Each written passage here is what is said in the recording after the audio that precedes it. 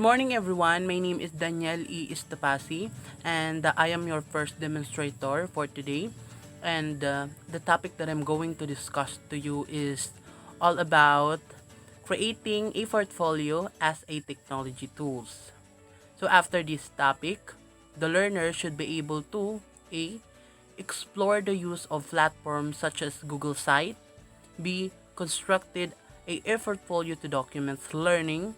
And C. Identify the give reflection cycle.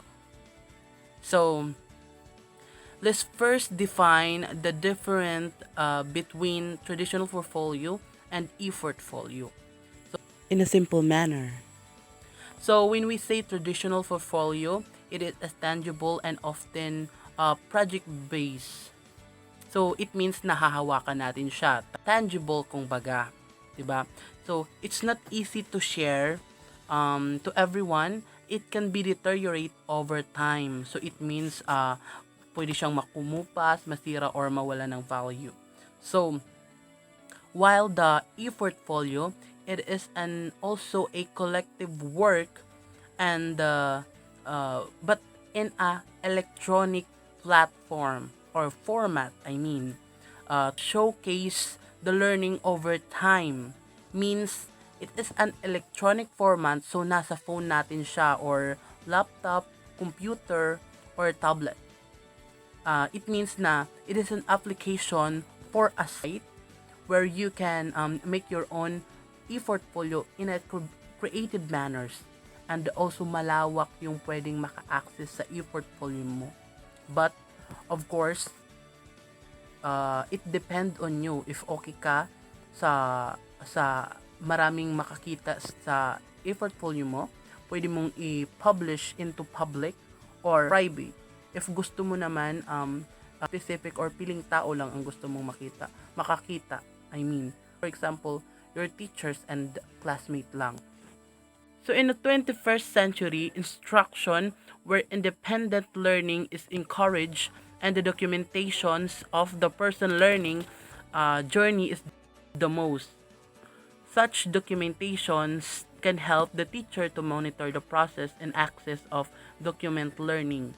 So doing this require proper organizations through portfolio. So it means that in 21st century, teacher are using portfolio for their documents. And also, nakakatulong rin to monitor the process and to access the project of their learners or the student, and also to require the proper organization with the help of the portfolio. So portfolio are good means of keeping things in order. Just like what I've said kanina, di ba? It helped the teacher organize their documents. So it also may come in many form. It can look like an album, scrapbook, or even a filter where the documents and evidence are kept. However, nowadays, it's possible to have an online portfolio by creating a site. So this is what we call the e-portfolio or digital portfolio. This can be used as a digital archive that contain the same material as a physical portfolio but can have more such as multimedia production relevant to online link like reference, digital story, or video blog, power presentations, photograph, and other ICT tools. So now let's come now to the 3 benefits of a portfolio to the learner.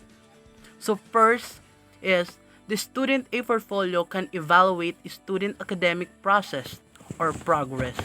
They can inform the teacher to adapt and use instructional strategies when piece of evidence indicate that they are either learning or not. So it means that the student have to access or have the access to inform their teacher to adapt and use instructional materials for them to be able to learn more or learn better. And if it's not, the teacher will use the other instructional strategies. Number 2, monitoring student progress can be highlighted in the portfolio. It may not or only contain the finished project but also several versions on how students improve their work based on the feedback provided by the mentors. So it means that the student can improve their work by the suggestion or feedback by their teachers or mentors. This will give them knowledge on how to make their work better, 'di ba? And number three, document students' learning growth. They actually encourage the students' sense of accountability for their work learning progress. So it means that the learning growth of the students help them to become or to encourage them to be more responsible in their own learning, 'di ba? So now let's move on to the step on constructing an e-portfolio, the highlight of our topic. So first step, you need to enter your email account and look for a site. Second, scroll down and read further until you see the icon for a site. If you can find the site, you can click Google Drive button, then click the new, and if the site is not or if the site is still not available, click more. 3. When you click it, it will lead you to another section or tab or a new tab. This will let you create a site you can use as an e-portfolio. Number 4, consider a good label and title for your e-portfolio to prepare and text link, multimedia output, image, JPEG file that you want to upload in the page or in your very own e-portfolio. Let's come now to the part of an e-portfolio. So just like a book, an e-portfolio has page and also a section. They are the organizer can follow the chronological order based on the activities that you go through, or you can have the schematic arrangements. Whether you choose, it will be displayed on your organizer skill. So first, let's discuss the home page. So the home page or the cover page. This is the first thing that your reader will see. So you need to introduce yourselves and the objective of your e-portfolio. Usually, there are templates available, and each provides sections you can add personal touch and such as image or change the color theme of your e-portfolio. Second is the page. So this where you can add depending on what you like to organize your e-portfolios. What is the important is that you need to construct your e-portfolio at the start of the class. So in that way, you can have the fresh start as you try to conscious in documents and activities and the learnings that goes with each season. When adding page, click the icons and decides whether it will be parallel to your home page or it will be under it. Just remember that you have the templates. There are particular way that the page have to arrange. So detrimental, it will be detrimental if you conform it to the template.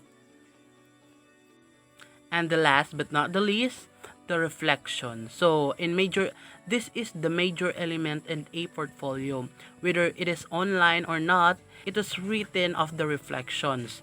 It's thinking aloud, a way of documents of what they are thinking, how a student process input and applications of what they have learned an of what they have learned of an activity or a project.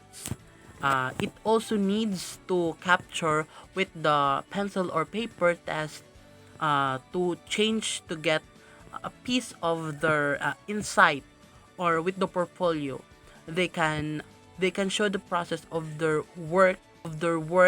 This can be easily compared, or this can show the process of their work, and this can be easily monitored. So that's all my part of the report. So my partner will continue the discussion. Gibbs reflective cycle model has 6 pages. First is the description.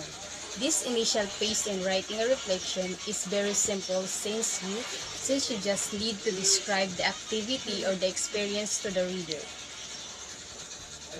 Second is the feelings. Learners are involved in learning, and the activity or perhaps a lesson can trigger certain feelings. Third, evaluation. When evaluating, discuss how will you think the activity went. Fourth, analysis. This part of the write-up includes your analysis of what worked well and what have facilitated it, or what may have hindered it. Fifth, conclusion. Now you can write what you have learned from the experience or what could you have done. Lastly, administrating a portfolio. Before publishing your e-portfolio for the world to see your work, you can control who can see your work. The icon for sharing the site can be managed by entering the email address for person with whom you want to share.